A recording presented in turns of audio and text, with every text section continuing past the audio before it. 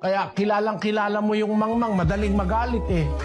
Galit agad, nakasigaw agad, nakasinghal agad. Kung magsalita, walang pag-aalaala sa kapwa-tao kung masasaktan ng kapwa o hindi. Ganun ang mga mangmang. Pero yung nag-uunawa, sabi sa Biblia, siyang makupad sa pagkagalit, may dakilang pag-uunawa. Ngunit siyang madaling magalit, nagbubunyi ng kamangmangan. E tanong mo, paano mapapanatili yung kahinahunan? Matuto kang umibig, kapatid. Halimbawa, mahal ko ang isang tao. Kahit nagagalit na ako, hindi pa rin ako nagagalit, napipigil ko kasi mahal ko yung isang tao eh. Pero pag halimbawa, lagi kang galit, ibig sabihin wala kang pag-ibig noon.